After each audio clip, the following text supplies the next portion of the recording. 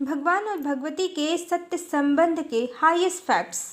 Hello friends, जैसा कि पहले ही बता चुके हैं, भगवान और भगवती के धरा पर उपस्थित होने के कारण ही ट्विन फ्लेम कॉन्सेप्ट धरती लोक पर वर्तमान में समाज में प्रकट हो गया है।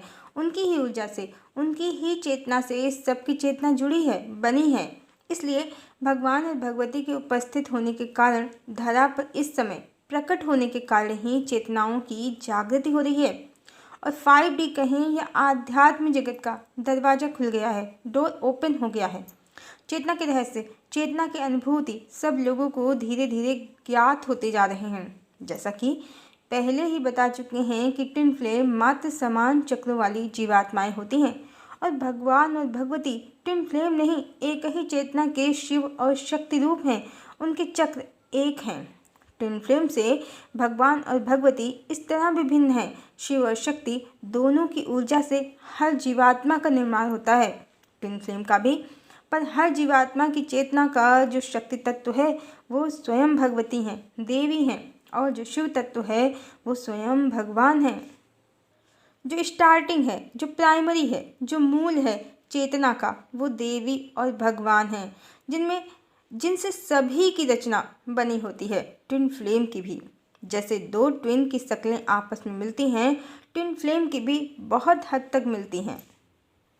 और भगवान और भगवती तो एक ही चेतना है, फिर उनकी शक्ल तो मिलेगी ही मिलेगी। कहते हैं ना, जब पति पत्नी में आपस में प्रेम बढ़ जाता है, अधिक बढ़ जाता है, तो उनकी शक्लें आपस में मिलने लगती हैं। ये तो समाज में प्रचलित एक कथन है, पर भगवान और भगवती एक ही चेतना के दो रूप हैं, पुरुष और स्त्री। परम ब्रह्म ने स्वयं की चेतना को अपनी योग माया से दो रूपों में प्रकट करके स्वयं को स्वयं ही स्वयं की पत्नी बनाया है। भगवती साक्षात भगवान है और चेतना के लोक में, भगवान के परम धाम में, भगवान और भगवती सदा एकत्व में है। मात्र माया के जगत में उन्होंने दो शरीर धारण कर लिए हैं, पर आत्मा कहें या चेतना तो एक ही है। चेतना को डिवाइड नहीं किया जा सकता और इसी कारण दो शरीरों में प्रकट होने पर भी भगवती भगवान में वास करती हैं और भगवान भगवती में। और इसी कारण भगवान भगवती से और भगवती भगवान से रूप और गुण दोनों में ही मिलती जुलती हैं काफ़ी हद तक। रूप और गुण में इस तरह की स्वभाव तो दोनों का एक ही है, सच्चिदानंद, और मुखाकृति दोनों की एक ही है, अलौकिक रूप वाली। सांसारिक सौंदर्य से तुलना नहीं है भगवान और भगवती के सौंदर्य की। फिर भी भगवान और भगवती को एक साथ देखकर कोई भी नहीं कह सकता कि इनकी शक्लें मिलती हैं, क्योंकि भगवान ने स्वयं को और देवी को ऐसे रचा ही है। शक्ल मिलती है, पर फिर भी आसानी से कोई समझ नहीं सकता है। भगवान और भगवती की मुस्कान और हंसी बिल्कुल एक जैसी है, पर फिर भी कोई एक बार में नहीं पकड़ सकता। हाँ, जो साथ रहते हो हमेशा तो वो समझ सकते हैं। ये ईश्वर की माया है। एक जैसी शक्ल का स्त्री पुरुष बनाया है उन्होंने स्वयं को, फिर भी एक झटके में कोई नहीं पकड़ सकता, कोई नहीं समझ सकता। भगवती एक सुकुमारी स्त्री दिखती हैं, जबकि भगवान एक भव्य पुरुष।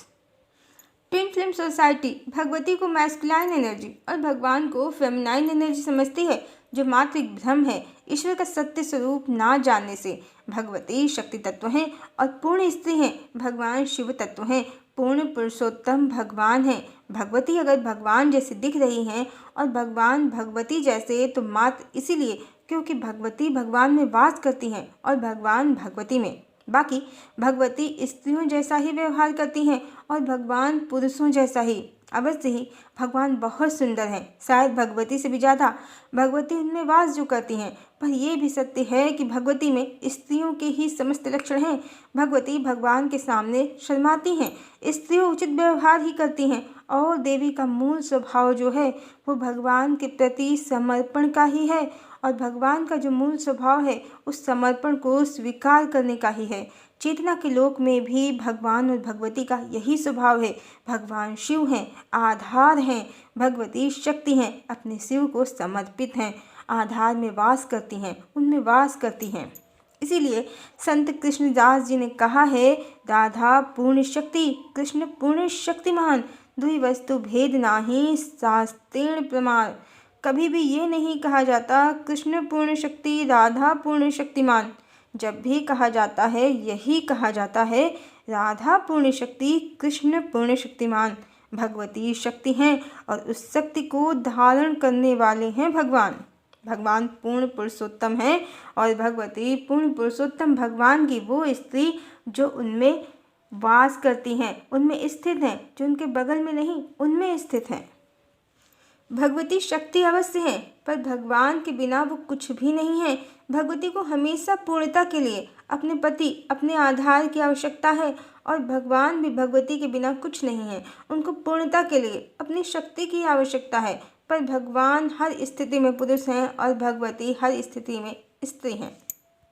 भगवती में भगवान को समर्पण का गुण है और भगवान में संरक्षण का गुण है। भगवान आधार हैं, भगवती जिसमें स्थित हैं। भगवान में पुरुष का स्वभाव है, आधार देने का। भगवती में स्त्री का स्वभाव है, आधार लेने का। और इसी स्वभाव से सभी स्त्री पुरुषों की रचना भी हुई है संसार में और भौतिक जगत में भी भगवान का यही स्वभाव है, भगवती को आधार देने का, और भगवती का भगवान से आधार लेने का स्वभाव है। भगवान की प्रेम कहानी में नखरे लगाना, रूठ जाना, ये भगवती का ही स्त्रियों उचित चरित्र रहा है।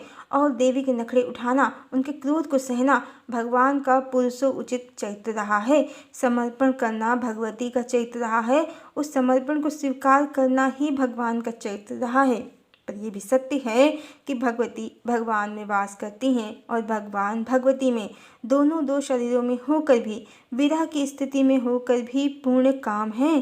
भगवती को भगवान के अतिरिक्त कभी कोई पुरुष आकर्षित नहीं करता है और भगवान को भगवती के अतिरिक्त कभी कोई नारी आकर्षित नहीं कर पाती है, फिर चाहे वो कितनी ही ज़्यादा सुंदर क्यों ना हो। क्योंकि यहाँ चेतना का संबंध है, यहाँ चेतना जागृत है। देह की सुंदरता का भगवान और भगवती के बीच में कोई संबंध ही नहीं है। चेतना को खींच लेती है और यही भगवान राम के सुपर्णखा के विवाह प्रस्ताव को अस्वीकार करने का कारण भी है। अन्यथा वो भगवती से भी ज़्यादा सुंदर रूप बनाकर आई थी, पर भगवती का अलौकिक सौंदर्य उसके भौतिक सौंदर्य से कहीं ज़्यादा आकर्षक था, जो वो समझ नहीं पाई थी, आंखें सांसारिक जो थीं। और यही कारण देवी सीता के पतिव्रत धर्म का भी है, सहज आकर्षण है। आदिशक्ति को, पराशक्ति को परम ब्रह्म से कोई लुभा ही कैसे सकता है, कितना भी सुंदर बनकर आ जाए। और यही श्री कृष्ण के देवी राधा से अलौकिक संबंध का भी रहस्य है। श्री कृष्ण के जितने भी विवाह हुए हैं द्वापर में 8 से लेकर 16,108 सब आसक्त स्त्रियां थीं भगवान के रूप और देह पर कामासक्त, जिनकी इच्छा पूरी करने के लिए भगवान को भगवती से पूरा एक जीवन विरह सहना पड़ा, विरह के अनंत कष्टों को सहना पड़ा। अन्यथा चेतना के जगत में शक्ति एक क्षण भी शिव के बिना नहीं रह सकती। भगवती को देवी राधा के अवतार में अपार कष्टों को सहना पड़ा आसक्त जीवात्माओं के कारण। और संत जगदम्बा के, पराम्बा के इस रहस्य को जानते हैं। इसलिए देवी का विवाह भले ही भौतिक जगत में भगवान के साथ नहीं हो पाया द्वापर में कहानी अनुसार, पर सीता तो वही हैं, शक्ति तो वही हैं, जिनके रहते राम किसी अन्य स्त्री की तरफ देखते भी नहीं हैं। विवाह तो दूर की बात है। इसलिए सभी ज्ञानी, ब्रह्म ज्ञानी देवी राधा को ही श्री कृष्ण के साथ पूजते हैं। जिस तरह शिव एक हैं, परम पुरुष एक हैं, परमात्मा एक हैं, उसी तरह शक्ति एक है, भगवती एक ही हैं। प्रकृति कहें या आदि शक्ति या पराशक्ति या मूल प्रकृति एक ही हैं। भगवान की एक ही पत्नी है भगवती आदिशक्ति। 2 आदिशक्ति या 2 मूल प्रकृति नहीं हो सकती, असंभव है। सृष्टि की रचना ही बिगड़ जाएगी, अर्धनारीश्वर का स्वरूप ही बिगड़ जाएगा, ओंकार स्वरूप परमात्मा का स्वरूप बिगड़ जाएगा, इसे समझना होगा। और आदिशक्ति देवी राधा का सत्य स्वीकार करना होगा। श्री कृष्ण की सभी पत्नियां मात्र भगवान के रूप और देह पर कामासक्त हुई स्त्रियां हैं, अन्य कुछ नहीं। भगवान की एक ही पत्नी है आदिशक्ति, जो राम अवतार में सीता हैं, कृष्ण अवतार में राधा हैं और अब कल की अवतार में वो वैष्णवी हैं। पर हैं वो एक ही स्त्री, परम ब्रह्म की शक्ति आदिशक्ति, जगदम्बिका, पराम्बा, पराशक्ति, मूल प्रकृति, जगत जननी। और भगवती में भगवान वास करते हैं और भगवान में भगवती, इसका अर्थ ये बिल्कुल भी नहीं लगाना चाहिए कि भगवती पुरुषों जैसी दिखती हैं, उनके जैसा व्यवहार करती हैं, या भगवान स्त्रियों जैसे दिखते हैं, उनके जैसा व्यवहार करते हैं। भगवान पूर्ण पुरुष पुरुषोत्तम हैं, बहुत सी स्त्रियां उन पर मोहित हैं, और भगवती भी पूर्ण स्त्री हैं, बहुत से पुरुष उन पर मोहित हैं। ये बात अलग है कि ना तो भगवान भगवती के अतिरिक्त किसी पर मोहित हैं और न भगवती भगवान के अतिरिक्त किसी पर मोहित हैं। दोनों एक दूसरे से पूर्ण काम हैं, संसार माया में है, भगवान और भगवती नहीं। हरिओम।